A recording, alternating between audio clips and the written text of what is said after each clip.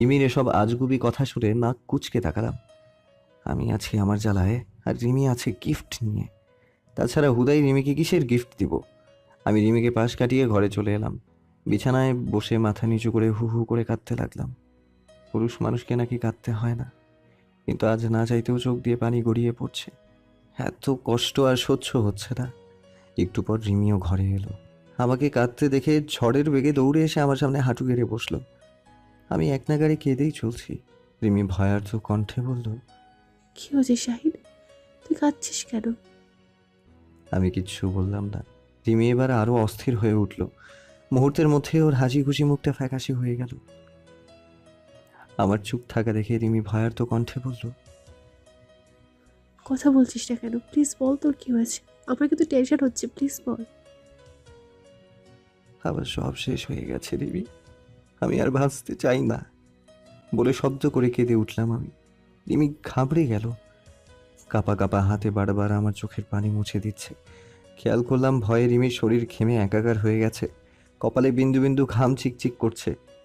চোখ দুটো ছোট ছোট করে গভীরভাবে আমাকে দেখছে, হয়তো বোঝার চেষ্টা করছে আমার কোনো বিপদ বা ক্ষতি হয়েছে কিনা। রিমি কিছু বুঝে উঠতে না পেরে কাঁপা কাঁপা গলায় বলল, কি শেষ হয়ে গেছে তোর? খালামণি আফিফার বিয়ে অন্য জায়গায় ঠিক করেছে। আজ আফিফাকে ছেলে পক্ষ দেখতে এসেছিল। তাতে কি হয়েছে? তুই এই সামান্য বিষয় নিয়ে এত অস্থির হচ্ছিস কেন? তোর কাছে এটা সামান্য বিষয় হতে পারে, কিন্তু আমার কাছে জীবন মরণের প্রশ্ন। আমি আফিফাকে খুব ভালোবাসি, ওকে ছাড়া বাঁচবো না। খালামণি বলেছে 2 দিনের মধ্যে তোকে ডিভোর্স না দিলে আফিফার বিয়ে অন্য কোনো জায়গায় দিয়ে দেবে। আমার কথা শুনে রিমি চুপ হয়ে যায়। খেয়াল করলাম রিমির চোখেও পানি চলে এসেছে। টপ টপ করে পানি গড়িয়ে পড়ছে রিমির চোখ দিয়ে। আমি রিমির হাত দুটো শক্ত করে ধরে করুণ গলায় বললাম, তুই প্লিজ ডিভোর্সের জন্য রাজি হয়ে যা, নয়তো আফিফার সাথে আমার বিয়ে হবে না। অসম্ভব, আমি পারবো না। আমি আফিফাকে ছেড়ে বাঁচবো না রে রিমি, প্লিজ বোঝার চেষ্টা কর। আমিও তোকে ছাড়া বাঁচবো না। তুই শুধু নিজের দিকটাই ভাবছিস, একবার আমার দিকটা ভেবে দেখ। তোকে ছাড়া আমার কি হবে? আমি যে তোকে নিজের চেয়েও বেশি ভালোবাসি। আমার ভালোবাসার কি কোনো মূল্য নেই? অবশ্যই মূল্য আছে, কিন্তু আমি চাই না তোর ভালোবাসা অবহেলায় হারিয়ে যাক। তোকে দেওয়ার মতো আমার কাছে কিচ্ছুই নেই। আমার সাথে থাকলে সারা জীবন কষ্ট ও অবহেলা পেতে পেতে মরবি। আমি তাতেও রাজি। তোর দেওয়া প্রত্যেকটা কষ্ট ও অবহেলা আমি হাসি মুখে মেনে নেব। এত ভালোবাসিস আমাকে? হ্যাঁ। হ্যাঁ, তুই যখন ভালোবাসিস তাহলে ডিভোর্স দিচ্ছিস না কেন? তুই চাস না আমি সারা জীবনে সুখী থাকি? যদি চাস তাহলে আমাকে ডিভোর্স দে। আমি আফিফাকে বিয়ে করে একটু শান্তিতে বাঁচতে চাই। তাহলে আমার কি হবে? তোকে ছাড়া আমি কিভাবে বাঁচবো? হয়তো কষ্ট হবে, কিন্তু তোকে পালিয়ে নিতে হবে, কারণ তোর প্রতি আবার কোনো ফিলিংস নেই। আমি কিভাবে তোর সাথে সারা জীবন কাটাবো বলতে পারিস? এতদিন একসাথে থাকার পরও আমার প্রতি তোর একটুও ভালোবাসা জন্মায়নি? হুম, একটুও না। আচ্ছা, তুই তো আমাকে অনেক ভালোবাসিস, তাই না? হ্যাঁ, অনেক ভালোবাসি। আমার জন্য কি কি করতে পারবি? সব করতে পারবো। তুই বললে আমি হাসতে হাসতে নিজের জীবনও দিয়ে দিতে পারি। জীবন দিতে হবে না, আমাকে সত্যিকারের ভালোবেসে থাকলে ডিভোর্স দিলেই হবে। তুই আমার সুখের জন্য এইটুকু করতে পারবি না? দেখ শাহিন, তুই যতই মিষ্টি মিষ্টি কথা বল কিংবা আমার ওপর অমানবিক অত্যাচার কর, ডিভোর্স আমি দিব না। আর হ্যাঁ, আমি তোকে সত্যিই খুব ভালোবাসি, তাই তোর সাথে সারাটা জীবন থাকতে চাই। রিমির কথা শুনে আমার মনটা খারাপ হয়ে গেল। এত চেষ্টা করেও রিমিকে রাজি করাতে পারলাম না। সব শেষ হয়ে গেল আমার। আফিফাকে আর নিজের করে পাওয়া হলো না। আমি মাথা নিচু করে কাঁদতে লাগলাম। রিমি মাথা ঝুঁকে মুখটা আমার কাছে নিয়ে এলো, আলতো করে আমার চোখের পানি মুছে দিয়ে বলল, প্লিজ তুই কাঁদিস না। তোর কান্না আমার সহ্য হচ্ছে না, কষ্টে আমার বুকটা ফেটে যাচ্ছে। আমি কান্না থামালাম না। রিমি আমাকে টেনে নিয়ে বুকের মাঝে চেপে ধরলো। আমি রিমির বুকে মুখ লুকিয়ে কাঁদতে লাগলাম। রিমিও নাকি সুরে কাঁদছে। সে আমার কপালে গভীর চুমু দিয়ে বলল, আমি তোকে আফিফার চেয়েও বেশি ভালোবাসা দিব, ওকে ভুলে যা। আফিফাকে ভুলে যাওয়া আমার পক্ষে সম্ভব না। আমি আমার আত্মার ও আমার আত্মার সাথে মিশে গেছে। তাছাড়া আফিফা আমাকে এতই ভালোবাসে যে ওর বিয়ে অন্য কোথাও হলে ও সুইসাইড করবে। যে আমাকে এত ভালোবাসে তাকে কিভাবে ধোকা দেই বল? তুই আমাকে ডিভোর্স দিলেই সব ঠিকঠাক হয়ে যাবে। আমি তো বললাম পারবো না। বলে রিমি উঠে দাঁড়ালো। আমি রিমির সামনে হাঁটু গেড়েই বসে রইলাম।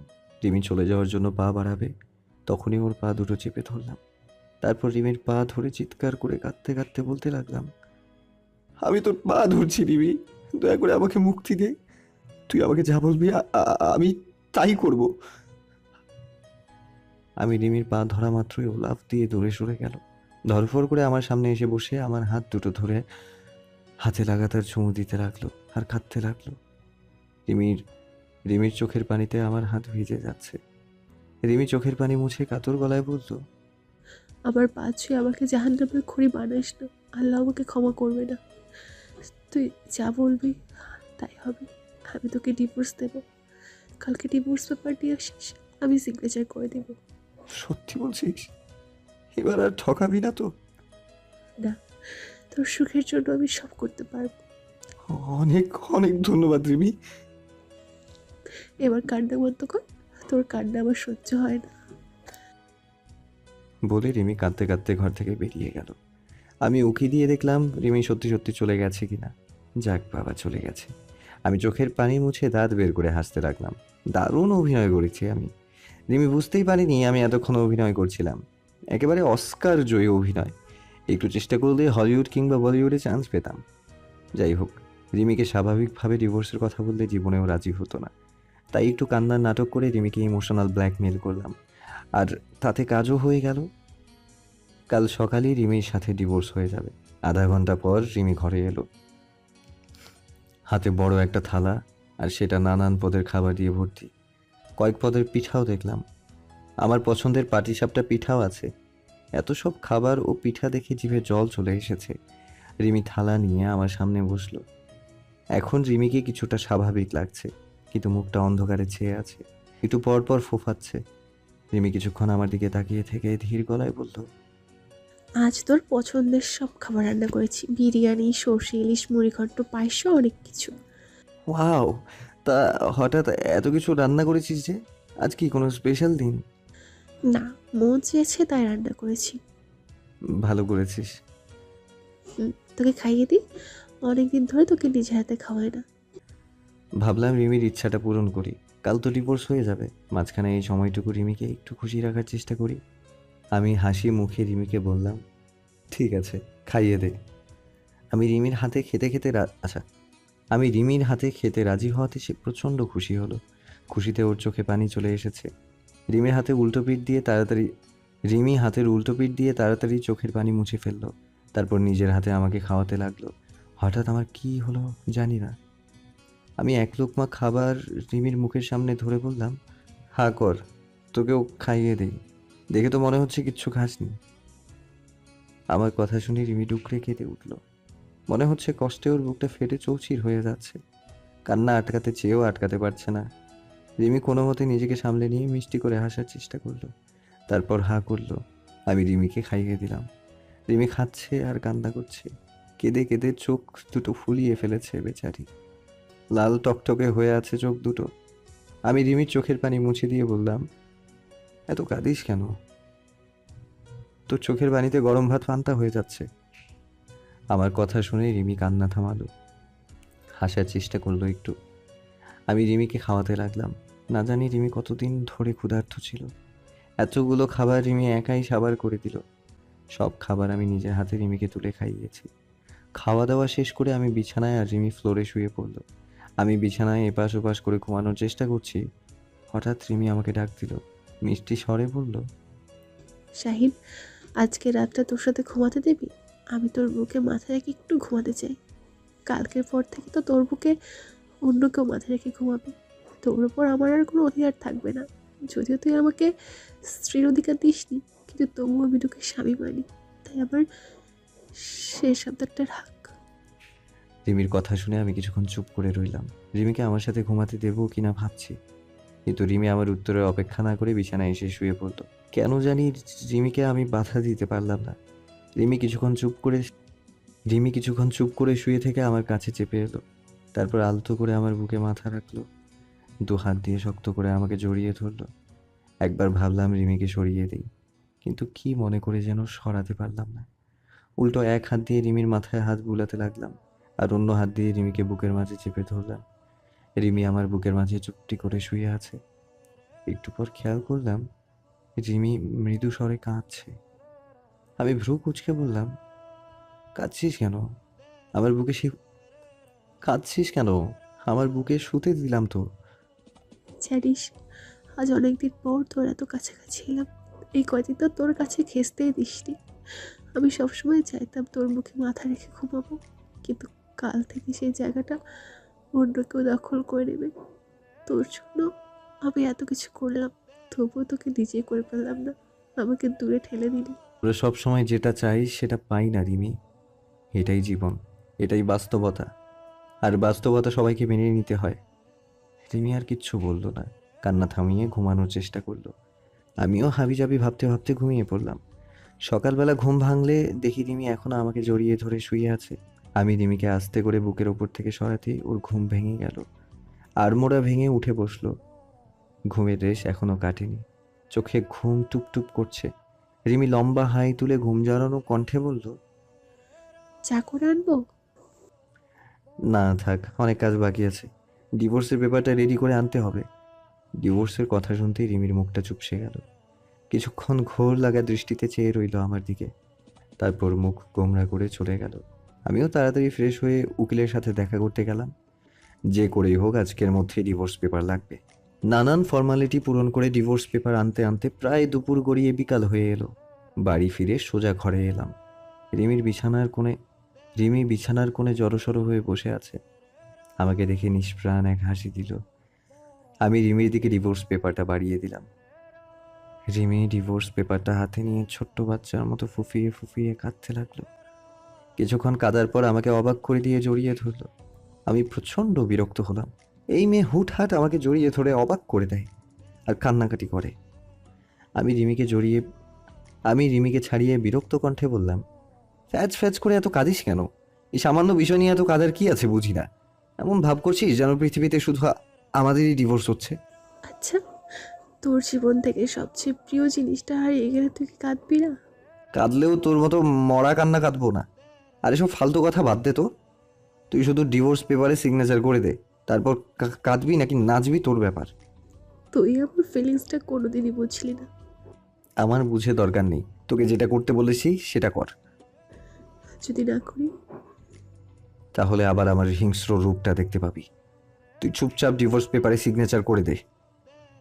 আমার ধমক খেয়ে রিমি একদম চুপ হয়ে গেল। সে মাথা নিচু করে ডিভোর্স পেপারটা নেড়ে চেড়ে দেখছে আর আমার দিকে করুণ চোখে তাকাচ্ছে। আমি বুঝতে পারছি রিমির কষ্ট হচ্ছে, কিন্তু এই কষ্টটা রিমি নিজের দোষে পাচ্ছে। আমি তো ওকে একটু ভালোবাসি না। তাহলে কি দরকার ছিল আমাকে ভালোবাসার? রিমির উচিত ছিল অন্য কাউকে ভালোবাসা। আমাকে ভালোবেসে শুধু কষ্টই পাচ্ছে। এর চেয়ে ভালো দুজনে খুশি খুশি আলাদা হয়ে যাই। রিমি আমার চেয়েও ভালো ছেলে ডিজার্ভ করে, যে ওকে খুব ভালোবাসবে। যাই হোক, আমি রিমিকে সিগনেচার করতে বলার পরও সে চুপ করে বসে আছে, এমন ভাব করছে যেন আমার কথা সে শোনেইনি। আমি রিমির দিকে রাগী লুক নিয়ে তাকালাম, কিন্তু রিমির মায়া ভরা চোখ দেখে রাগটা আর ধরে রাখতে পারলাম না। আমি শান্ত গলায় বললাম, কি হলো, সিগনেচার কর। আমাদের ডিভোর্সটা হওয়া কি খুব জরুরি? তুই যদি আফাকে বিয়ে করতে চাস করে ফেল, আমার কোনো আপত্তি নেই। তোর আপত্তি না থাকলেও আফিফার আপত্তি আছে। তোকে ডিভোর্স দিলেই কেবল আফিফার সাথে আমার বিয়ে হবে। এক কথা কয়বার বলতে হয় শুনি? আমার কথা শুনে রিমি কিছু সময় চুপ করে রইল। এরপর আচমকা আমার পা জড়িয়ে ধরলো। চমকে উঠলাম আমি। পা সরাতে চেয়েও সরাতে পারলাম না। রিমি আমার পা এমনভাবে জড়িয়ে ধরেছে যে আমি নড়তেও পারছি না। রিমি পা জড়িয়ে ধরে মাথা তুলে আমার দিকে তাকালো। কান্না করছে সে, চোখ বেয়ে অঝোর ধারায় পানি ঝরছে। রিমি আমার পা জড়িয়ে ধরে কাঁদতে কাঁদতে বলল, প্লিজ আমাকে ডিভোর্স দিস না, কথা দিচ্ছি। আমি তোর আর আফিফার মাঝখানে আসবো না। দরকার পড়লে আমি বাড়ি ছেড়ে চলে যাব। তুই আফিফাকে বিয়ে করে শান্তিতে থাক, তবু আমাকে ডিভোর্স দিস না। আমি সারা জীবন তোর বউ হয়ে থাকতে চাই। এমন কথা কিন্তু ছিল না রিমি। তুই আমাকে ডিভোর্স দিতে চেয়েছিলি। হ্যাঁ, চেয়েছিলাম, কিন্তু বিশ্বাস কর, কষ্ট আমার বুকটা ফেটে যাচ্ছে। আমি ডিভোর্সটা পারবো না রে। এক রিমি, আমরা আলাদা হলে দুজনে শান্তিতে থাকতে পারবো, আমি তোকে ভালোই ভালোই বলছি, রাজি হয়ে যা। তুই আমার চেয়েও ভালো ছেলে পাবি। কথা দিচ্ছি আমি নিজে তোর জন্য রাজপুত্রের মতো ছেলে খুঁজে আনবো এবং দাঁড়িয়ে থেকে তোদের বিয়ে দেব। আমার রাজপুত্রের মতো ছেলে চাই না, আমি শুধু তোকে চাই। এবার কিন্তু বাড়াবাড়ি হয়ে যাচ্ছে রিমি। তুই আমাকে ডিভোর্স না দিলে আমি সুইসাইড করব। বলে আমি এক ঝটকায় রিমির থেকে পা ছাড়িয়ে টেবিলের ওপর থেকে ফল কাটার ছুরিটা হাতে নিলাম। তারপর নিজের গলায় চেপে ধরলাম। রিমি হাতকে উঠল। আমি জোর গলায় বললাম, এক্ষুনি ডিভোর্স পেপারে সাইন কর, না হলে নিজেই নিজের গলায় ছুরি চালিয়ে দেব। রিমি এবার দিশেহারা হয়ে গেল। কি করবে ভেবে পাচ্ছে না। তড়িৎ বেগে বলল, প্লিজ উল্টাপাল্টা কিছু করে নিজের ক্ষতি করিস না, তোর কিছু হয়ে গেলে আমি বাঁচবো না। বলে রিমি আমার দিকে এগোতে লাগলো। আমি এবার ছুরিটা গলায় আরেকটু চেপে ধরলাম। সাথে সাথে ইশারায় বুঝিয়ে দিলাম আরেক পা এগুলে নিজেকে শেষ করে দেব। রিমি থেমে গেল। সে এতটাই ঘাবড়ে গেছে যে চোখ মুখ শুকিয়ে চুনোপুটি হয়ে গেছে। আমি চিৎকার করে বললাম, খবরদার। আর আমি আরও মনোযোগ দিয়ে খালামণি ও আফিফার কথা শোনার চেষ্টা করলাম। আফিফা শয়তানি হাসি দিয়ে বলল, তুমি চিন্তা করো না মা, শাহিনের মতো বলদ কোনোদিনই এসব জানতে পারবে না। ওর মাথায় তো শুধু গোবর। আমি ওকে যা বলি তাই বিশ্বাস করে, বেকুব একটা। বলে আফিফা ও খালামণি আবার হাসতে লাগলো। আমাকে বোকা বানিয়ে বড্ড খুশি তারা। খিলখিল করে হাসছে। তাদের হাসির শব্দে সারা ঘর মুখরিত হচ্ছে। আফিফা হাসি থামিয়ে দাঁত কিরমির করে বলল,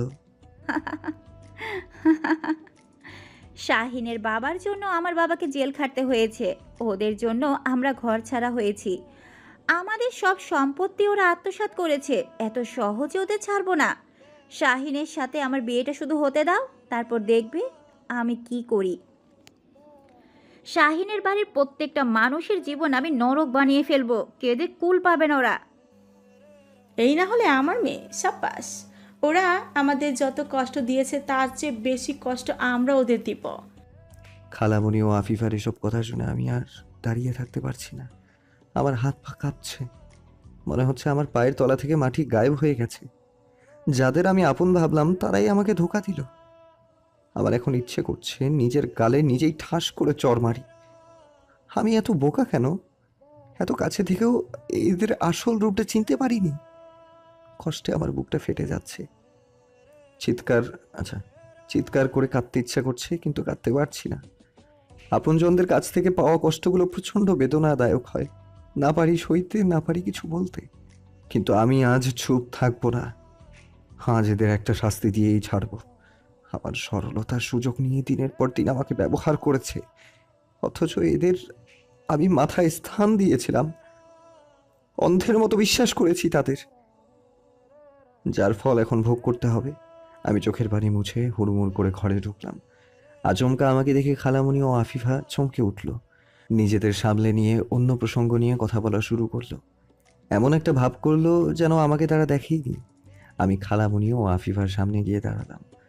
খালামণি আমাকে দেখে অবাক হওয়ার ভান করে বলল, আরে শাইন, তুই কখন এলি বাবা? অনেকক্ষণ আগে এসেছি। এতক্ষণ বাইরে দাঁড়িয়ে তোমাদের কথা শুনছিলাম। আমার কথা শুনে খালামণি ও আফিফা চোখ বড় বড় করে তাকালো। নিমিষেই তাদের চোখে মুখে ভয় এসে ভর করলো। ভয়ে তাদের চোখ মুখ শুকিয়ে চুপসে গেছে। মনে মনে হয়তো ভাবছে আমি ওদের সব কথা শুনে ফেলেছি কিনা। খালাবুড়ি কিছুক্ষণ আমার দিকে তাকিয়ে থেকে লম্বা একটা ঢোক গিলল। এরপর আমতা আমতা করে বলল, কি শুনেছিস তুই? আমি কিছু না বলে আফিফার দিকে তাকালাম। আফিফা ভয়ে জড়সড় হয়ে বসে আছে। আমি 7-5 না ভেবে প্রচণ্ড জোরে আফিফাকে চড় মারলাম। আফিফা ভ্যাবাচেকা খেয়ে গালে হাত দিয়ে আমার দিকে তাকিয়ে রইল। চোখের কোণায় পানি টলমলো করছে। আরেকটা চড় মারার আগেই আফিফা ভ্যাঁ ভ্যাঁ করে কাঁদতে লাগলো। আমি শুধু আফিফাকেই চড় মেরে ক্ষান্ত হলাম না, রাগের মাথায় খালাকেও চড় মারার জন্য হাত উঠালাম, কিন্তু মারতে পারলাম না। আমার হাত কাঁপছে। যাকে মায়ের আসনে বসিয়েছি তার গায়ে কিভাবে হাত তুলব? তাকে তো আমি মন থেকে শ্রদ্ধা করি। আমি অনেক কষ্টে রাগ কন্ট্রোল করলাম। সত্যি বলতে আমার এখন বিশ্বাস হচ্ছে না খালামণি এমন জঘন্য একটা মানুষ, যে মানুষটা প্রতিশোধ নিতে নিজের মেয়েকে ব্যবহার করে এবং আপন মানুষদেরই কষ্ট দেয়। আমি মানছি খালামণি ও আমাদের পরিবারের শত্রুতা আছে, তাই বলে খালামণি এভাবে আমার সাথে এমনটা করতে পারলো? আজ যদি এসব জানতে না পারতাম তাহলে আমার পরিবারটা ধ্বংস হয়ে যেত। এদের আসল রূপটা মুখোশের হারালেই থেকে যেত। আসলে খালামণি ও আমাদের মধ্যে জমি নিয়ে অনেক দিন ধরে মামলা মোকদ্দমা চলছে। আফিফার বাবা মানে আমার খালুর প্রচণ্ড জুয়ার নেশা ছিল। জুয়া খেলে প্রায় দেউলিয়া হয়ে গিয়েছিল। আবার অনেক ধার মহাজনও করেছিল মানুষের কাছে।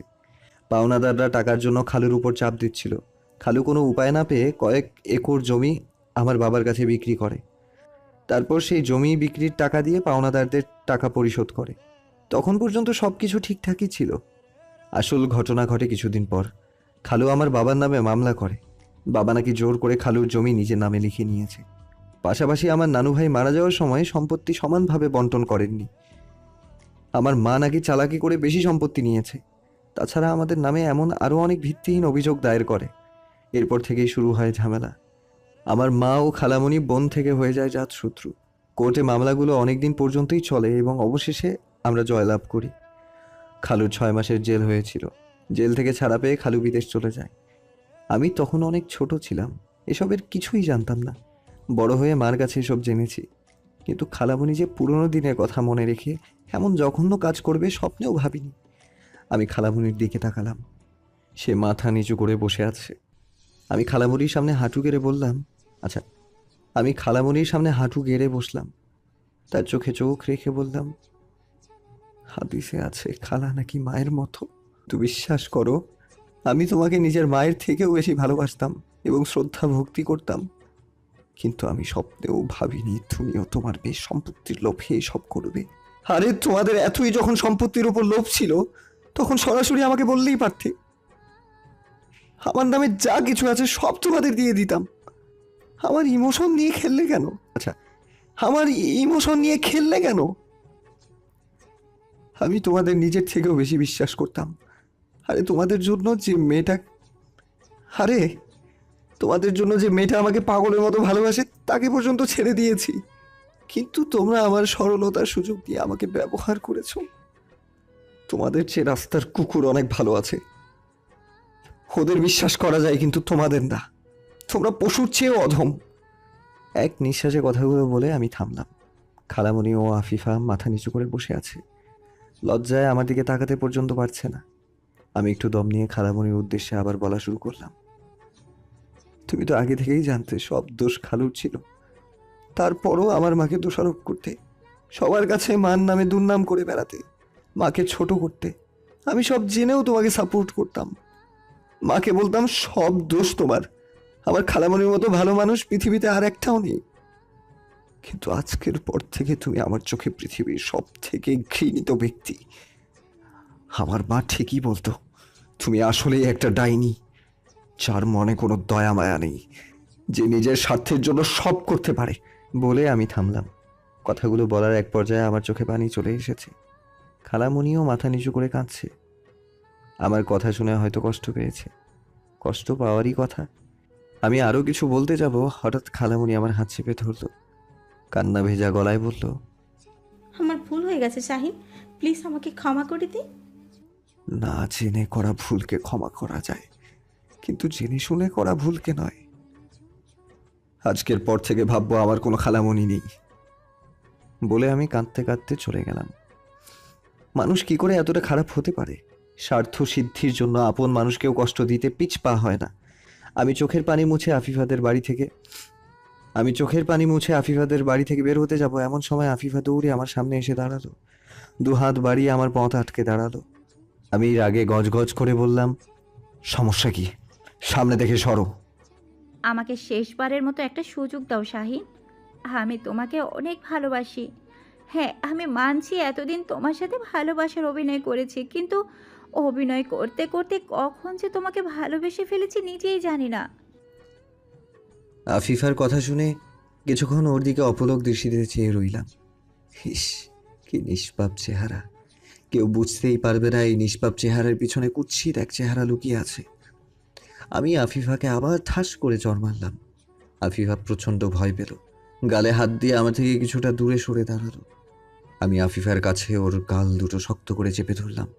প্রচণ্ড রাগে কাঁপতে কাঁপতে বললাম, আর কত ঠকাবে আমাকে? লজ্জা করে না তোমার? আচ্ছা, তোমার মাঝে কি মনুষ্যত্ব বলতে কিচ্ছুই নেই?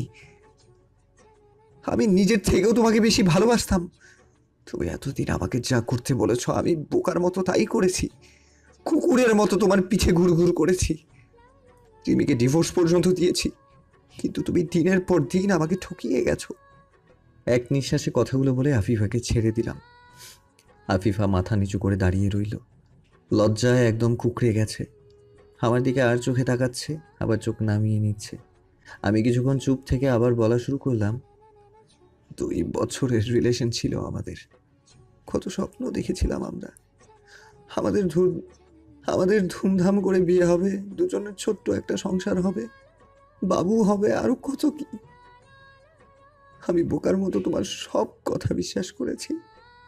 আজ যখন সব জানতে পারলাম, বিশ্বাস করো কষ্টে আমার বুকটা ফেটে যাচ্ছে। আমার সাথে এমনটা করার সময় তোমার বিবেকে বাধা দেয়নি? একবারও মনে হয়নি এটা অন্যায়? আমার কথার উত্তরে আফিফা কিছু বলল না, বরাবরের মতো চুপ করে দাঁড়িয়ে আছে। চোখের কোণায় পানির কণা চিকচিক করছে। আফিফার চুপ থাকা দেখে মেজাজ আরো গরম হয়ে গেল।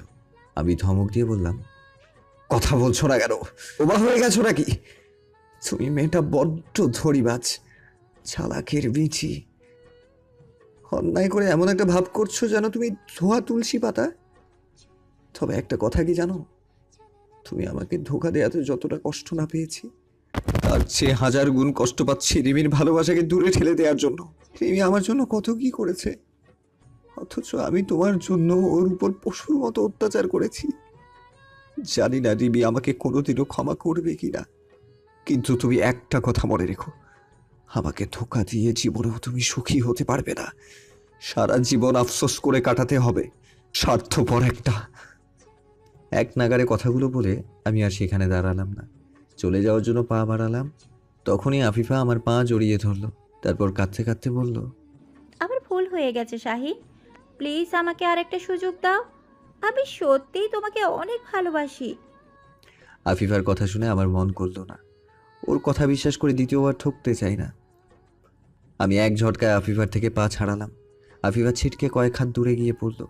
আমি হনহন করে আফিফাদের বাড়ি থেকে বেরিয়ে আসলাম। পেছন থেকে আফিফা চিৎকার করে আমাকে ডাকতে লাগলো। আমি পাত্তা দিলাম না। আসলে বিশ্বাস এমন একটা জিনিস, একবার ভেঙে গেলে তার জোড়া লাগানো যায় না। আফিফা যতই চেষ্টা করুক, ওকে আর আমি বিশ্বাস করছি না। রাত প্রায় অনেক হয়ে গেছে, চারদিকে অন্ধকারে ঘুটঘুট করছে।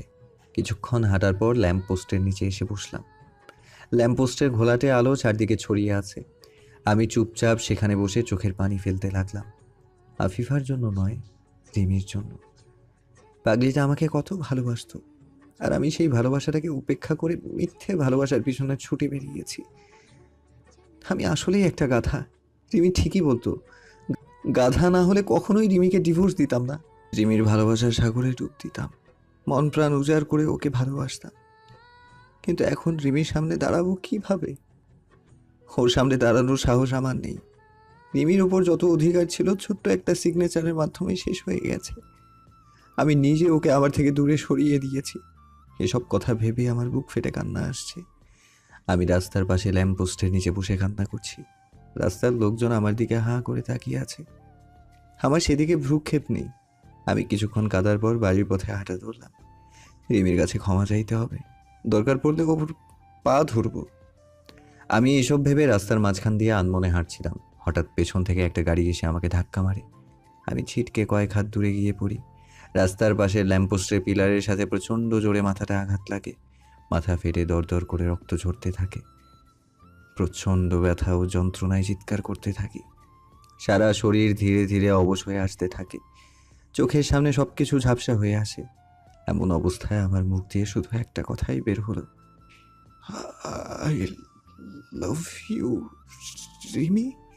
তারপর ধীরে ধীরে নিঃশ্বাস বন্ধ হয়ে গেল। জ্ঞান ফিরলে নিজেকে একটা বদ্ধরূপের মধ্যে আবিষ্কার করলাম। আমার চারপাশে টিপ টিপ করে বাতি জ্বলছে, চারদিকে আবছা অন্ধকার। আমি নিজের দিকে এক নজর তাকালাম। আমার মাথা ও হাতে পায়ে ব্যান্ডেজ করা। মাথাটা ব্যথায় টনটন করছে, শরীর একটুও নড়াতে পারছি না। এই মুহূর্তে আমি ঠিক কোথায় আছি ঠিকঠাক ঠাউর করতে পারছি না। তবে যতদূর মনে হচ্ছে এখন মাঝরাত। আমি আস্তে করে মাথাটা এদিক ওদিক ঘুরিয়ে চারপাশটা একবার ভালো করে চোখ বুলিয়ে নিলাম। খুব সম্ভবত এটা একটা হাসপাতাল। আমি হাসপাতালের বেডে শুয়ে আছি। আমার বাম দিকে তাকাতেই দেখলাম রিমি চেয়ারে বসে ঝিমাচ্ছে। রিমির চোখের নিচে কালো দাগ, শুষ্ক ও ক্লান্ত চেহারা, জরাজীর্ণ শরীর দেখে বুকটা ছ্যাদ করে উঠল। কি অবস্থা হয়েছে মেয়েটার! সব হয়েছে আমার জন্য। রিমির এই অবস্থার জন্য আমি দায়ী। ওর ভালোবাসা না বুঝে শুধু কষ্ট দিয়েছি, এখন তার ফল ভোগ করছি। আমি উঠে বসার চেষ্টা করলাম, কিন্তু একা একা পারলাম না। প্রচণ্ড তৃষ্ণা পেয়েছে আমার। আমি হাত বাড়িয়ে পাশে থাকা গ্লাসটা নিয়ে পানি খাবো, সেই শক্তিটুকু নেই। বাধ্য হয়ে রিমিকে ডাক দিলাম। আমার ডাক শুনে রিমি ধরফর করে জেগে উঠল। এক নিমিষেই ঘুম পালিয়ে গেছে ওর। রিমি কিছুক্ষণ চোখ বড় বড় করে খোল রাখা দৃষ্টিতে আমার দিকে তাকিয়ে রইল। তারপর আমার কাছে এসে বেডের উপর বসলো। আমার পা থেকে মাথা পর্যন্ত ভালোভাবে পর্যবেক্ষণ করে বলল, তুই ঠিক আছিস? আমি মাথা নাড়িয়ে হ্যাঁ বললাম। রিমি চোখ পিটপিট করে আমাকে দেখছে, চোখে মুখে খুশির ঝিলিক। হয়তো আমার জ্ঞান ফিরেছে বলে এত খুশি। আমি জড়ানো গলায় বললাম, একটু পানি খাওয়াবি? খুব তেষ্টা পেয়েছে। আমার কথা শুনে রিমির ঘোর কাটল। সে আমাকে ধরে আস্তে করে উঠে বসালো। আমি বেডের সাথে হেলান দিয়ে বসলাম। রিমি রিমি পাশে রাখা গ্লাস নিয়ে নিজে হাতে আমাকে পানি খাওয়ালো। তারপর শাড়ির আঁচল দিয়ে আমার মুখ মুছে দিল। আমি অপলক নয়নে রিমিকে কিছুক্ষণ দেখে চোখ সরিয়ে নিলাম। রিমি আমার মাথায় আলতো করে হাত বুলিয়ে বলল, খিদে লেগেছে, বাইরে থেকে খাবার আনবো? দরকার নেই, খেতে ইচ্ছে করছে না। কেন? মাথা ব্যথা করছে, নার্সকে ডাকবো? আমি ঠিক আছি, অত চিন্তা করতে হবে না। রিমি আর কিচ্ছু বলল না, কেবল আমার দিকে একইভাবে তাকিয়ে রইল। আমি কিছু সময় চুপ থেকে বললাম, আমাকে হাসপাতালে কে নিয়ে এসেছে? যার গাড়িতে অ্যাক্সিডেন্ট করেছিলি সে। আজ 2 দিন পর তোর জ্ঞান ফিরল। মাথায় প্রচণ্ড আঘাত লেগেছিল, অল্পের জন্য প্রাণে বেঁচে গিয়েছিস। রিমির কথা শুনে সামান্য হাসলাম। মনে মনে বললাম, মরে গেলেই হয়তো ভালো হতো। যার জন্য বেঁচেছিলাম সেই তো ছেড়ে চলে গেছে। ভাবনায় ছেদ ঘটল রিমির কথায়। রিমি কপট রাগ দেখিয়ে বলল, রাস্তাঘাটে চলার সময় মন কোথায় থাকে? তুই কি ছোট বাচ্চা যে রাস্তার মাঝখানে নাচতে নাচতে হেঁটে বেড়াবি? আর যদি তোর কিছু একটা হয়ে যেত তাহলে কি হতো বলতো? কি হতো শুনি?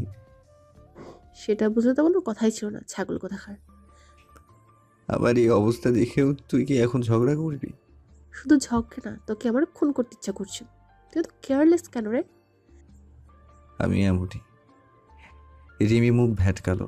আমি দাঁত বের করে হাসতে লাগলাম। রিমি এবার আরও রেগে গেল। দাঁত কিরমির করে বলল, বেশি হাসলে ঘুষি মেরে তোর দাঁত ভেঙে দেবো কুত্তা। তোর জন্য পরিবারে অশান্তি লেগে গেছে। কিসের অশান্তি? কিছু না, তুই ঘুমা। রিমি আমার কথার উত্তর না দিয়ে জোর করে আমাকে শুইয়ে দিল। বুঝতে পারলাম রিমি কিছু একটা লুকাতে চাচ্ছে, কিন্তু সেটা কি ভেবে পাচ্ছি না। আমি ধীর গলায় রিমিকে বললাম, তুই হাসপাতালে একাই আছিস? বাড়ি থেকে আর কেউ আসেনি? না, শুধু বড় আম্মু এসেছিল, সন্ধ্যাবেলা আমি তাকে বাড়ি পাঠিয়ে দিয়েছি। ও, ছোট মা, ছোট আব্বু, বাবা এরা কেউ আমাকে দেখতে আসেনি? না, কেন? জানি না। তুই বেশি কথা না বলে ঘুমাতো। ডাক্তার তোকে কথা বলতে বারণ করেছে। যা বলার সকালে বলিস। আচ্ছা, আমি যে তোকে ডিভোর্স দিয়েছি সেটা কি বাড়িতে বলে দিয়েছিস? তোকে ঘুমাতে বললাম না? এত কথা বলিস কেন? চুপচাপ ঘুমা। আমি আর কিচ্ছু না বলে ঘুমানোর চেষ্টা করতে লাগলাম, কিন্তু কিছুতেই ঘুম আসছে না। বেডে শুয়ে খালি উসখুস করছি। আমার ঘুম আসছে না দেখে রিমি আমার মাথায় আস্তে আস্তে হাত বুলাতে লাগলো। নিমিষে আমার চোখে ঘুম এসে ভর করলো। রিমির দিকে তাকিয়ে থাকতে থাকতে কখন যে ঘুমিয়ে পড়েছি জানি না। এদিকে আমি ঘুমিয়ে যাওয়ার পর রিমি আলতো করে আমার কপালে ঠোঁট ছোঁয়ালো। আমি একটু কেঁপে উঠলাম। রিমি আমার দিকে গভীর দৃষ্টিতে কিছুক্ষণ তাকিয়ে থেকে ফিস ফিস করে বলল, তোর কিছু হলে আমি বাঁচতাম না শাহিন। আল্লাহর কাছে হাজার শুকরিয়া, তোকে আমার কাছে ফিরিয়ে দিয়েছে। বাকি রাতটুকু রিমি জেগে জেগে কাটিয়ে দিল। বলা যায় না আমার ঘুম ভাঙলে আবার যদি কিছু চাই সেই ভেবে। আমার জ্ঞান ফিরেছে শুনে রাসেল ভাই ও মোমো ভাবি সকাল সকাল দেখতে চলে এসেছে। ভেবেছিলাম পরিবারের সবাই আসবে, কিন্তু কেউ আসেনি। আমার মনটা হঠাৎই খারাপ হয়ে গেল। আমার এমন অবস্থা জেনেও কেউ দেখতে এলো না কেন? বাড়িতে কি কোনো ঝামেলা হয়েছে? কিছুই ভেবে পাচ্ছি না আমি। রিমি, রাসেল ভাই ও মোমো ভাবিকে আমার পাশে রেখে বাড়িতে গেছে। রাসেল ভাই আমাকে ভালো মন্দ জিজ্ঞেস করার পর মুখ ভার করে বললেন, তুমি রিমিকে ডিভোর্স দিয়ে মোটেও ঠিক করোনি শাহিন। আমি রিমিকে ডিভোর্স দিয়েছি সেটা আপনি কিভাবে জানলেন? রিমি বলেছে, তাই না? রিমি বলেনি, তোমার বন্ধুরা বলেছে, আর তারপর থেকে পরিবারের ঝামেলা শুরু হয়েছে। কেন, কি হয়েছে? তুমি রিমিকে ডিভোর্স দিয়েছো বলে তোমার বাবা ও চাচার মধ্যে কথা কাটাকাটি হয়েছে। তোমার চাচা চাচি আর তোমাদের সাথে থাকবে না, আলাদা হয়ে যাবে। কি বলছেন আপনি? আমি ঠিকই বলছি, তোমার জন্য পরিবারে অশান্তি সৃষ্টি হয়েছে, পরিবারে ভাঙন ধরেছে। তোমার চাচা চাচি ভেবেছিল তোমার সাথে রিমির বিয়ে হলে রিমি সুখী হবে, কিন্তু বিয়ের পর থেকে এমন একটা দিন নেই যে তুমি রিমিকে কষ্ট দাওনি। রিমি যে এতদিন তোমার সাথে কীভাবে ছিল সেটা ভেবেই অবাক হচ্ছি। রাসেল ভাইয়ের কথা শুনে আমি চুপ হয়ে গেলাম। এজন্যই তাহলে আমার অ্যাক্সিডেন্ট হওয়া সত্ত্বেও কেউ আমাকে দেখতে আসেনি। আমার মনটা খারাপ হয়ে গেল। আমি মন খারাপ করে শুয়ে রইলাম। ছোট্ট একটা ভুলের কারণে সব শেষ হয়ে গেল। বুঝতে পারছি না এই ভুলের প্রায়শ্চিত্ত কিভাবে করব। রাসেল ভাই ও মৌ ভাবি আমাকে কিছু উপদেশ দিয়ে চলে গেল। দুপুরের একটু পরে মা ও রিমি হাসপাতালে এলো। রিমি সাথে করে আমার জন্য কিছু খাবার নিয়ে এসেছে। মাকে দেখে আমার মুখে হাসি ফুটলো। মা কিছুক্ষণ আমার দিকে তাকিয়ে থেকে রিমিকে বাইরে যেতে বলল। ভেবেছিলাম আমার জ্ঞান ফিরেছে শুনে মা প্রচণ্ড খুশি হবে, খুশিতে আত্মহারা হয়ে আমাকে জড়িয়ে ধরে সুখের কান্না কাঁদবে। কিন্তু মা সেসব না করে মুখটা পোড়া ভাতের মতো বানিয়ে রেখেছে। আমি কেমন আছি, কোনো অসুবিধা হচ্ছে কিনা, আমার কিছু লাগবে কিনা এসবও জিজ্ঞেস করছে না। আমি কিছুক্ষণ চুপ থেকে মাকে বললাম, কেমন আছো মা? বাবা আসেনি? মা আমার কথার উত্তর না দিয়ে আচমকা আমার গালে চড় মারল। আমি চমকে উঠলাম। যদিও মা চড়টা আস্তে মেরেছে, কিন্তু মাথায় আঘাত লাগার কারণে ভালোই ব্যথা পেয়েছি। আমি ছলো ছলো চোখে মায়ের দিকে তাকালাম। মা রাগে সাপের মতো ফোঁস করছে। আমি ভয়ে চুপসে গেলাম। মা রাগী গলায় বলল, তুই মানুষ নাকি পশু? এতটা নির্দয় ও পাষাণ কেউ কি করে হতে পারে? তুই আমার ছেলে হস, এটা ভাবতেই লজ্জায় মরে যেতে ইচ্ছে করছে। মার কথাগুলো সোজা আমার কলিজায় এসে আঘাত করলো। চোখ দিয়ে টপ টপ করে পানি পড়তে লাগলো। মা বাজ খাই গলায় বলল, রিমিকে ডিভোর্স দিলি কেন? মেয়েটা তোকে পাগলের মতন ভালোবাসে, আর তুই ওকে ছেড়ে দিলি। জানিস তোর অ্যাক্সিডেন্টের খবর শুনে রিমির কি অবস্থা হয়েছিল? ওকে থামানো যাচ্ছিল না। সে কি কান্না! পাগলের মতন ছুটে ছুটে হাসপাতালে এসেছিল। তারপর তোকে রক্ত দিয়ে জীবন বাঁচিয়েছে। এই 2 দিনে সারাক্ষণ তোর পাশে থেকেছে, তোর সেবা যত্ন করেছে, তোর চিন্তায় ঠিক করে খাওয়া দাওয়া পর্যন্ত করেনি। ঘুমানো তো দূরে থাক, সারা রাত নামাজে দাঁড়িয়ে তোর জন্য প্রার্থনা করেছে। কতটা ভালোবাসা একটা মেয়ে এসব করতে পারে একবার ভেবে দেখেছিস? মার কথা শুনে আমি একদম হাঁ হয়ে গেলাম। রিমি আমার জন্য এসব করেছে? মা একটু দম নিয়ে আবার বলা শুরু করলো, রিমিকে কেন ডিভোর্স দিয়েছিস সেসব আমি জানতে চাই না। শুধু এটা বল, রিমিকে কষ্ট দিয়ে তুই কি লাভ পেলি? মেয়েটা তোর কাছে একটু ভালোবাসা চেয়েছিল, কিন্তু তুই ওকে শুধু কষ্টই দিয়ে গেলি। আমি কিচ্ছু বললাম না। মা আবার আমার গালে চড় মারল। আমি ব্যথায় কোকিয়ে উঠলাম। মার আগে ফোঁস করে বলল, শুধুমাত্র তোর জন্য পরিবারের অশান্তি লেগে আছে। রিমির বাবা নাকি আমাদের উপর মামলা করবে, আমাদের সবাইকে জেলের ভাত খাওয়াবে। রিমিকে ডিভোর্স দিয়েছিস বলে তোর বাবা ও চাচার মধ্যে ঝগড়া চলছে, হাতাহাতি পর্যন্ত হয়েছে। তোর জন্য 2 ভাই এখন শত্রুতে পরিণত হয়েছে। মার কথা শুনে কি বলবো ভেবে পাচ্ছি না। আমার জন্য পরিবারে এত সমস্যা হবে ভাবতে পারিনি। আমি মাকে কিছু বলতে যাব এমন সময় দরজায় কে যেন নক করলো। আমি মাথা উঁচু করে দরজার দিকে তাকাতেই চমকে উঠলাম। এরা কেন এখানে এসেছে? দেখি আফিফা ও খালামণি দাঁড়িয়ে আছে। তাদের দুজনকে দেখে আমার ভ্রু কুঁচকে গেল। এই বজ্জাত দুটো এখানে কেন? না জানি আবার কোন কুমতলব নিয়ে এসেছে এখানে। মাথায় তো শুধু ক্রিমিনাল বুদ্ধি। আফিফা ও খালামণি বাঁকা হাসি হেসে রুমে ঢুকলো। আফিফার হাতে 1 গুচ্ছ লাল গোলাপের তোড়া, সাথে আমার পছন্দের আরও অনেক জিনিস এনেছে। বুঝলাম আমার রাগ ভাঙাতে তৈরি হয়ে এসেছে দুজন। আফিফা ও খালামণি আসাতে মা নিঃশব্দে বাইরে চলে গেল। আফিফা আমার মাথার পাশে এসে বসলো, আলতো করে আমার চুলে বিলি কাটতে লাগলো। আমি বেশ কয়েকবার আফিফাকে মানা করলাম, কিন্তু সে শুনল না। ভেতরে ভেতরে আমি প্রচণ্ড বিরক্ত হচ্ছি। আফিফার প্রতিটি ছোঁয়া আমার কাছে বিষের মতো লাগছে।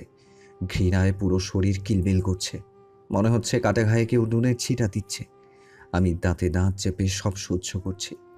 আফিফা কিছুক্ষণ আমার দিকে তাকিয়ে থেকে মিষ্টি গলায় বলল, এখন কেমন লাগছে? আগের চেয়ে কি একটু সুস্থ বোধ করছো? দেখো, তোমার পছন্দের খাবার এনেছি। আফিফার কথার প্রত্যুত্তরে আমি কিচ্ছু বললাম না। ওর সাথে কথা বলতে ইচ্ছা করছে না। আমি মুখ ঘুরিয়ে অন্যদিকে তাকালাম। খালামণি আমার সামনে এসে কান্না। তোর অ্যাক্সিডেন্টের খবর শুনে আফিফা কত কষ্ট পেয়েছে জানিস? অনেক কান্না করেছে আমার মেয়েটা। তোর চিন্তায় চিন্তায় সেও অসুস্থ হয়ে পড়েছিল। ঠিক করে খাওয়া দাওয়া করেনি, ঘুমায়নি পর্যন্ত। খালামণির কথা শুনে আমি আফিফার দিকে ভালোভাবে তাকালাম। কি সুন্দর মিষ্টি প্রাণবন্ত চেহারা, চোখে গাঢ় কাজল, মুখে মেকআপের আলতো প্রলেপ। কে বলবে এই মেয়েটা আমার জন্য কান্নাকাটি করেছে? আবার দেখি আমার চিন্তায় অসুস্থ হয়ে পড়েছিল, খাওয়া দাওয়া করেনি, ঘুমায়নি। কিন্তু আফিফার চেহারা ও শরীর দেখে মনে হচ্ছে দিব্যি সুখে আছে সে। চেহারায় দুঃখের কোনো ছাপ নেই, অথচ রিমির দিকে তাকানো যায় না। আমার জন্য কত কষ্ট করেছে সে, আমার সেবা করেছে, আমার সুস্থতার জন্য আল্লাহর কাছে আমার সুস্থতার জন্য আল্লাহর কাছে প্রার্থনা করেছে, রাত জেগে আমার পাশে থেকেছে। না জানি কত কান্নাকাটি করেছে সে। আচ্ছা, না জানি কত কান্নাকাটি করেছে আমার জন্য। না ঘুমিয়ে কেঁদে কেঁদে রিমির চোখের নিচে কালি পর্যন্ত পড়ে গেছে। কিন্তু আফিফার মাঝে এসব কিছুরই ছিঁড়ে ফোটা নেই।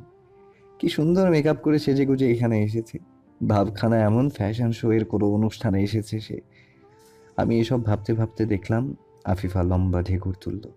একটু আগে মনে হয় পেট পুড়ে খেয়েছে সে, অথচ খালামণি বলেছে আমার চিন্তায় আফিফা খাওয়া দাওয়া ও ঘুম ছেড়ে দিয়েছে। সত্যি বলতে খালামণির এসব আজগুবি কথা শুনে না চাইতেও ফিক করে হেসে দিলাম। মিথ্যে বলার জন্য এদের নোবেল দেয়া উচিত। আমার হাসি দেখে খালামণি ও আফিফা ভ্রু কুঁচকে তাকালো, মুখ ভার করে বলল, হাসছিস কেন? আমি কি হাসার মতো কিছু বলেছি? তোমাদের কথা শুনলেই আজকাল আমার হাসি পায়। মানুষ এত সুন্দর করে মিথ্যা বলতে পারে, তোমাদের না দেখলে বিশ্বাসই করতাম না। আমি মোটেও মিথ্যে বলছি না। মানছি আমি তোকে ধোকা দিয়েছি, কিন্তু আফিফা সত্যি তোকে ভালোবাসে। আমার উপর রাগ করে প্লিজ ওকে কষ্ট দিস না। যা হয়েছে সব ভুলে নতুন করে শুরু কর। মানুষ মাত্রই তো ভুল করে। চাইলেই কি নতুন করে শুরু করা যায়? আমার জায়গায় তুমি থাকলে কি পারতে সব ভুলে নতুন করে শুরু করতে? আমার কথা শুনে খালামণি মাথা নিচু করে ফেলল। হাসি খুশি মুখটা অন্ধকারে ছেয়ে গেছে। আমি শোয়া থেকে উঠে বেডের সাথে হেলান দিয়ে বসলাম। মাথা উঁচু করে খালামণির চোখে চোখ রেখে বললাম, যে মানুষ সামান্য সম্পত্তির জন্য এতটা নিচে নামতে পারে, তার মুখে এসব কথা মানায় না। শোনো খালামণি, আমি যতটা তোমাকে ঘৃণা করি তার চেয়েও 1000 গুণ বেশি আফিফাকে ঘৃণা করি। সে আমার পবিত্র ভালোবাসার সাথে খেলা করেছে। সেই জন্য আমি তো ক্ষমা চেয়েছি। আমাকে লাস্ট একটা সুযোগ দাও। আমি তোমার পায়ের কাছে পড়ে থাকবো। কোনোদিন তোমার বিশ্বাস ভঙ্গ করব না। আমার কথা শেষ হতেই পাশ থেকে আফিফা বলে উঠল। আমি চোখ পাকিয়ে ওর দিকে তাকালাম, রাগে গজগজ করে বললাম, এই সব ইমোশনাল কথাবার্তা বলা বন্ধ করো। আবার কিন্তু রাগে শরীর জ্বলে যাচ্ছে। আচ্ছা, তোমার মাঝে কি ন্যূনতম লজ্জাবোধ নেই? এত কিছু করার পরেও কোন মুখে এখানে এসেছো? আমার এই মুহূর্তে তোমাকে খুন করতে ইচ্ছা করছে। বেহায়া মেয়ে কোথাকার। এক নিঃশ্বাসে কথাগুলো বলে আমি থামলাম। রাগের মাথায় কয়েকটা গালিও দিয়ে ফেলেছি আফিফাকে। কিন্তু অবাক করা বিষয়, এত কিছু বলার পরও আফিফার মাঝে কোনো অনুশোচনা বোধ নেই বা কষ্টের ছাপ নেই। সে আমার কথা শুনে নির্লজ্জের মতো দাঁত বের করে হাসছে, কুৎসিত শয়তানি এক হাসি। অবশ্য আফিফার মতো মেয়ের কাছে এসব ছাড়া কিছু আশা করাও বোকামি। যার মা একটা ক্রিমিনাল, তার মেয়ে আর কতই ভালো হবে। আমি বিরক্ত হয়ে বললাম, বেহায়ার মতো হাসছো কেন? বেরিয়ে যাও এখান থেকে। আফিফা এবার হাসি থামালো। আমাকে কিছু বলতে যাবে তার আগেই খালামণি ওকে থামিয়ে বলল, আফিফা চুপ কর। অনেকক্ষণ ধরে শাহিনের বড় বড় কথা শুনছি। এবার আমাকে কিছু বলতে দে। কথাটা বলে খালামণি আমার সামনে এসে কোমরে হাত দিয়ে দাঁড়ালো। চোখে মুখে দুষ্ট হাসি খেলা করছে। আমি কপাল ভাঁজ করে খালামণির মতিগতি বোঝার চেষ্টা করছি। খালামণি আমার পা থেকে মাথা পর্যন্ত ভালোভাবে পর্যবেক্ষণ করলো।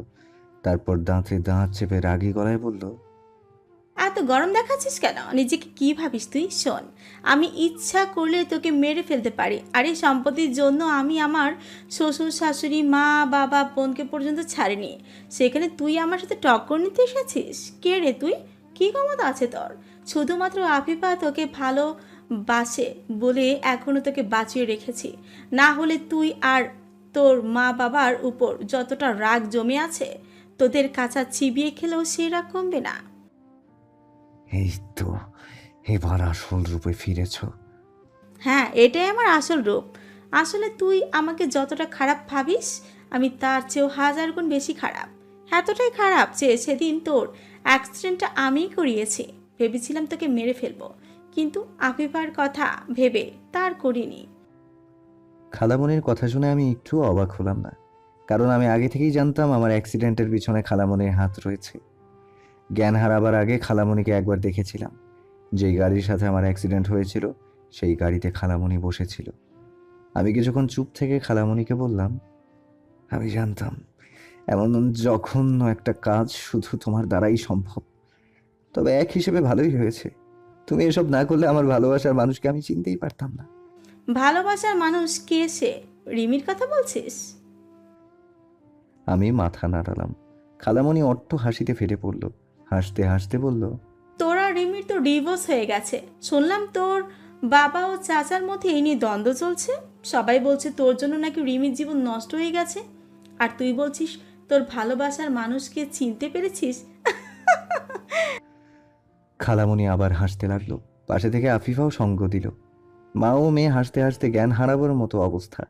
কিছুক্ষণ এক নাগাড়ে হাসার পর খালামণি বলল, এসব আকাশ কুসুম ভাবা বন্ধ কর। কি ভেবেছিস আমি রিমি ও তোকে আবার এক হতে দেব? কখনো না। এখনো সময় আছে। আফিফাকে বিয়ে কর, ও তোকে ভালোবাসে, সারা জীবন সুখে রাখবে। আর তোর সম্পত্তি আমার লাগবে না। বিয়ের পর সেসব এমনিতেই আফিফার নামে হয়ে যাবে। আমি মরে গেলেও আফিফাকে বিয়ে করব না। আর একটা কথা শুনে রাখো, রিমি কখনোই আমাকে ছেড়ে যাবে না, যতই আমাদের ডিভোর্স হোক না কেন। তাই নাকি?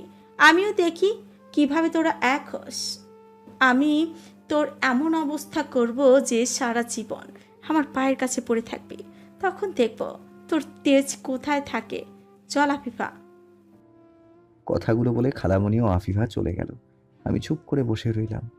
মনে মনে ভাবছি একটা মানুষ কতটা খারাপ হতে পারে, সেটাও আবার নিজের খালামণি। আমার নিজেকে নিয়ে কোনো চিন্তা নেই, কিন্তু ভয় হচ্ছে খালামণি রিমির কোনো ক্ষতি না করে বসে। বেচারি এমনিতে আমার জন্য অনেক কষ্ট পেয়েছে, নতুন করে ওকে কোনো কষ্ট বা ঝামেলায় ফেলতে চাই না। আমাকে কিছু একটা করে খালামণি ও আফিফাকে টাইট দিতে হবে, যাতে আর কোনোদিনও আমার পিছে না লাগে। আমি বসে বসে রিমির জন্য অপেক্ষা করছি। ক্ষুধার জ্বালায় পেটে চোঁ চোঁ করছে। এর মাঝে নার্স ও ডাক্তার কয়েকবার আমাকে চেক আপ করে গেছে। আমি নার্সের মাধ্যমে রিমির কাছে খবরও পাঠিয়েছি, কিন্তু এখনও রিমির খবর নেই। বাইরে কি করছে আল্লাহ জানে। ঘন্টাখানেক পর রিমি কেবিনে এলো। আমি ওকে দেখে স্বস্তির নিঃশ্বাস ফেললাম। বললাম, এতক্ষণ কোথায় ছিলি? কখন থেকে তোকে খুঁজছি। কেন, কি হয়েছে? আমার খিদে লেগেছে। তো আমি কি করব? তোর বউ আর শাশুড়ি তোকে খাওয়ায়নি? বড় আর শাশুড়ি মানে? ঠিক বুঝলাম না। আফিফা আর তোর খালার কথা বলছি। ওরা তো তোর জন্য খাবার নিয়ে এসেছিল, তোকে খাওয়ায়নি? খাওয়াতে চেয়েছিল, আমি নিজেই খাইনি। কেন? তোর হাতে খাবো তাই। বাবা, হঠাৎ আমার হাতে খেতে চাইছিস যে? আগে তো আমার হাতে খাওয়া দূরে থাক, আমি রান্না করছি শুনেই খাবার ফেলে দিতি। আমি নিজের হাতে খেতে পারলে কি তোকে বলি? দেখতেই তো পাচ্ছিস আমি অসুস্থ, হাতে পায়ে ব্যান্ডেজ করা। তাছাড়া মানুষের মাঝে কি পরিবর্তন আসে না? আগেকার কথা বাদ দে। বুঝলাম। একটা কথা জিজ্ঞেস করব? বল। তোর আর আফিফার মাঝে কি কিছু হয়েছে? না তো, কেন বলতো? না মানে বাইরে থেকে তোর চিৎকার চেঁচামেচি শোনা যাচ্ছিল, তাই বললাম। তেমন কিছুই না। তুই কিছু শুনেছিস? রিমি মাথা নাড়িয়ে না বলল। আমি হাঁফ ছেড়ে বাঁচলাম। রিমিকে বললাম, এসব কথা বাদ দিয়ে কিছু খেতে দে, খিদের জ্বালায় পেটের ইঁদুরগুলো আন্দোলন শুরু করে দিয়েছে। রিমি আর কিছু বলল না, হাত ধুয়ে প্লেটে খাবার নিয়ে আমার সামনে বসলো। খাবার মাখিয়ে এক লোকমা খাবার আমার মুখের সামনে ধরলো। আমি পরম তৃপ্তিতে রিমির হাতে খাবার খেতে লাগলাম। অন্যান্য সময় আমি রিমিকে খাইয়ে দিলেও কান্না করতো। আজ কেন জানি না আমার চোখে পানি টলমল করছে। পুরোনো দিনের কথা মনে হতেই কষ্টে বুকটা ফেটে যাচ্ছে। জেনে বুঝে রিমিকে কত কষ্ট দিয়েছি। রিমি মুখ বুঝে সেসব সহ্য করেছে। এসব ভাবতে ভাবতে কখন যে কেঁদে ফেলেছি বুঝতেই পারিনি। আমার কান্না দেখে রিমি ভ্রু কুঁচকে তাকালো। কিছু বুঝে ওঠার আগেই ঠাস করে আমার গালে চড় মারলো। চড় খেয়ে বোকার মতো রিমির দিকে তাকিয়ে রইলাম। এমনিতেই সারা শরীরে ব্যথা, তার উপর এখন আবার গালে চড়। আমি ব্যথায় মৃদু স্বরে চিৎকার দিয়ে উঠলাম। ডান গালটা ব্যথায় টনটন করছে। আমি আহত দৃষ্টিতে রিমির দিকে তাকিয়ে আমতা আমতা করে বললাম, মারলি কেন? রিমি আমার কথার উত্তর না দিয়ে কিছুক্ষণ চুপ করে বসে রইল। আমি রিমিকে দেখছি, সেও আমাকে দেখছে। হঠাৎ রিমি ধমক দিয়ে বলে উঠল, হাবলুর মতো কাঁদছিস কেন, কি হয়েছে? রিমির ধমক খেয়ে আমি ভ্যাবাচ্যাকা খেয়ে গেলাম। কি বলবো বুঝতে পারছি না। রিমি বাঁ হাতের উল্টো পিঠ দিয়ে আমার চোখের পানি মুছে দিল। তারপর জিজ্ঞাসু দৃষ্টিতে আমার দিকে তাকালো। আমি কথা ঘুরিয়ে বললাম, তরকারিতে ঝাল বেশি হয়েছে, তাই ঝালের চোখে পানি চলে এসেছে। কোথায় ঝাল হয়েছে? ঝাল তো ঠিকই আছে। তুই ঝাল কম খাস বলে তবে তরকারিতে ঝালই দেয়নি। তবুও ঝাল আমার লেগেছে। কথাটা বলে আমি এমন ভাব করলাম যেন আমার খুব ঝাল ধরেছে, আমি ঝালে মরে যাচ্ছি। রিমি আমার অবস্থা দেখে মুখে ফু দিতে লাগলো। রিমির গরম বাতাস আমার সারা মুখে এসে পড়ছে। মুখ দিয়ে বাতাস ভেতরে চলে যাচ্ছে। আমার সারা শরীর শিরশির করে উঠল। আমি চোখ বন্ধ করে রিমির কোমল বাতাসের ছোঁয়া অনুভব করতে থাকলাম। রিমি কিছুক্ষণ ফু দেওয়ার পরে বলল, ঝাল কমেছে? কমেছে একটু। ভালো। শোন, তুই কখনো আমার সামনে কাঁদবি না। রিমি আমার কথার জবাব দিল না। তবে আমি জানি রিমি আমার কান্না সহ্য করতে পারে না। বড্ড ভালোবাসে তো। আর ভালোবাসার মানুষের কান্না সহ্য করা বা চোখে দেখা বড়ই বেদনার। রিমি এক লোকমা খাবার আমার মুখে দিল। আমি খাবার গ্রাসে গিলতে লাগলাম। প্রচণ্ড খিদে লেগেছে আমার। তার উপর রিমি খাবার খাইয়ে দিচ্ছে। খিদেটা যেন কয়েক গুণ বেড়ে গেছে। আগে যখন রিমি খাইয়ে দিত তখন সবসময় একটা বিরক্তি কাজ করত। এই প্রথম রিমির হাতে খেতে আমার খুব ভালো লাগছে। মনে হচ্ছে আমি অমৃত খাচ্ছি। রিমির হাতের ছোঁয়ায় খাবারগুলো যেন আরো বেশি সুস্বাদু হয়ে উঠছে। আমার খাওয়া শেষ হলে রিমি সুন্দর করে শাড়ির আঁচল দিয়ে আমার মুখ মুছে দিল। তারপর আমাকে ওষুধ খাইয়ে বেডে শুইয়ে দিল। আমি কিছুক্ষণ চুপ থেকে রিমিকে বললাম, বাড়িতে সবাই আমার উপর খুব রেগে আছে, তাই না? কেন? আমি তোকে ডিভোর্স দিয়েছি বলে শুনলাম বাবা আর ছোট আব্বুর মাঝে ঝগড়া হয়েছে। আরে তেমন কিছু হয়নি, আমি সব সামলে নিয়েছি। বাড়ির পরিস্থিতি এখন স্বাভাবিক আছে। ও, ছোট আব্বু কি তোকে কিছু বলেছে? আমাকে দুটো জ্বর মেরেছিল, আমি বলেছিলাম আমি নিজের ইচ্ছায় তোকে ডিভোর্স দিয়েছি, তোর কোনো দোষ নেই। যদিও মা বাবা সেটা বিশ্বাস করেনি, তারা ভেবেছে তুই জোরপূর্বক আমাকে ডিভোর্স দিতে বাধ্য করেছিস। তাই সবাই তোর উপর খুব রেগে আছে, আর আমি তোর পক্ষ নিয়ে কথা বলাতে আমাকে জ্বর মেরেছে। সরি রিমি, আমার জন্য তোকে কষ্ট পেতে হচ্ছে। সব দোষ আমার। আরে ধুর, সরি বলছিস কেন? তোর জন্য আমি সব করতে পারবো। আর তুই এসব নিয়ে চিন্তা করিস না তো, আমি সব সামলে নেব। রিমির কথা শুনে অপলক দৃষ্টিতে ওর দিকে তাকিয়ে রইলাম। ভাবতেই অবাক লাগছে, এমন সোনার মতো খাঁটি হৃদয়ের মেয়েকে দিনের পর দিন আমি অত্যাচার ও কষ্ট দিয়েছি। অথচ অতীতে সবকিছু ভুলে রিমি আমার পাশে আছে, আমাকে সান্ত্বনা দিচ্ছে। একটা মেয়ে কতটা উদার মনের হতে পারে রিমিকে না দেখলে বুঝতেই পারতাম না। আমি মনে মনে এসব ভাবছি আর রিমির দিকে অপলক ভাবে তাকিয়ে আছি। আমাকে এভাবে তাকিয়ে থাকতে দেখে রিমির কিছুটা অস্বস্তি বোধ হচ্ছে।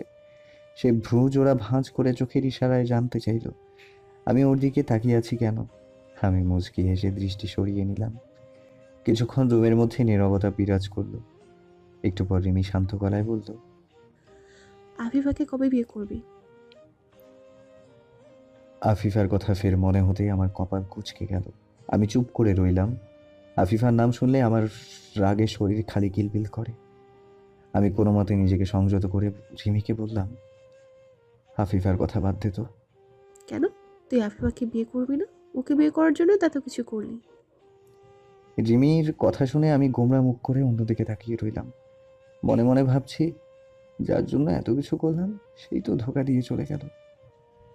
আমি এসব কথা রিমিকে বলতেও পারবো না, কারণ সব দোষ তো আমি করেছি। রিমিকে যদি বলি আফিফা আমাকে ধোঁকা দিয়েছে, আমার সাথে এতদিন ভালোবাসার অভিনয় করেছে, তাহলে আমি নিজেই রিমির কাছে ছোট হয়ে যাব। রিমির সামনে কোনো দিনও আর মাথা উঁচু করে দাঁড়াতে পারবো না। তার চেয়ে ভালো চুপ থাকি। রিমি আমার চুপ থাকা দেখে আবার বলা শুরু করলো, জানিস, আমি তোর আর আফিফার বিয়ে নিয়ে অনেক প্ল্যান করে রেখেছি।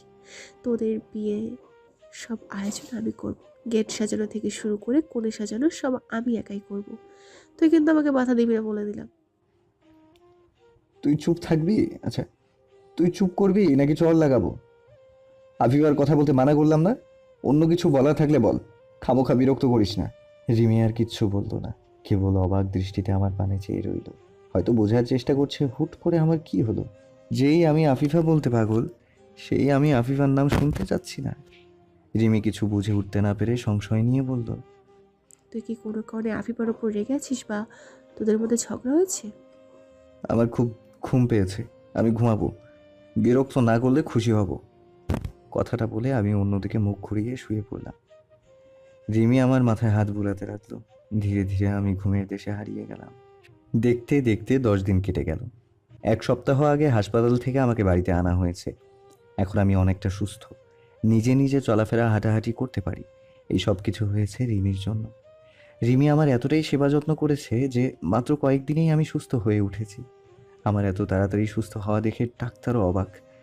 তবে আমি শারীরিকভাবে সুস্থ হলেও মানসিকভাবে এখনও অসুস্থ। ইদানিং রিমি আমার সাথে খুব একটা কথা বলে না। আমাদের যা যা কথা হয় সব চোখে চোখে। তাছাড়া হাসপাতাল থেকে বাড়ি আসার পর থেকে দেখছি রিমি সবসময় মনমরা হয়ে থাকে। বসে বসে কি যেন চিন্তা করে, জিজ্ঞেস করলে উত্তর দেয় না। তাছাড়া আজকাল রিমির সাথে কথা বলতে আমারও কেমন জানি অস্বস্তি লাগে। লজ্জায় রিমির চোখের দিকে তাকাতে পারি না। আমি অসুস্থ হওয়ার পর নিজের মা যেখানে আমার সেবা যত্ন করেনি, সেখানে রিমি আমার সেবা যত্ন করেছে। রাত জেগে আমার পাশে থেকেছে, মাথায় হাত বুলিয়ে ঘুম পাড়িয়েছে, নিজের হাতে খাইয়ে দিয়েছে। আমার কখন কোন ওষুধ লাগবে সেটাও রিমি এনেছে। এমনকি রিমি আমার মলমূত্র পর্যন্ত পরিষ্কার করেছে। প্রথম কয়েকদিন আমি বিছানা থেকে উঠতে পারতাম না, যাবতীয় কাজ বিছানায় সারতাম। রিমি সামান্য উহ না করে বা কোনো রকম বিরক্তি ছাড়াই আমার সকল ফরমাইশ খেটেছে। একটা মেয়ে কতটা ভালোবাসলে এসব করতে পারে, রিমিকে না দেখলে হয়তো বিশ্বাস করতাম না। অথচ আমি কি নির্মমভাবে রিমির উপর অত্যাচার করেছি। সব সময় অবজ্ঞা, অবহেলা, গালাগালি, গায়ে হাত তোলা এসব লেগেই থাকতো। কখনো মনে হয়নি রিমির উপর আমি অন্যায় করছি, কিন্তু এখন রিমিকে দেখলেই অনুশোচনা বোধ কাজ করে। নিজেই নিজেকে ধিক্কার দিই। তবে এই কয়দিনে আমি বেশ বুঝতে পেরেছি রিমি আমার কতটা জায়গা জুড়ে রয়েছে। আগে রিমিকে দেখলে রাগে ফেটে পড়তাম, কিন্তু এখন রিমিকে এক মুহূর্ত না দেখলে আমার পৃথিবী থেমে যায়। কিছুই ভালো লাগে না, সামান্য হাসতে পর্যন্ত পারি না। রিমিকে এক নজর দেখার জন্য মন আনচান করে। ভালোবাসা মনে হয় একেই বলে। হ্যাঁ, আমি রিমিকে ভালোবেসে ফেলেছি, প্রচণ্ড পরিমাণে ভালোবেসে ফেলেছি।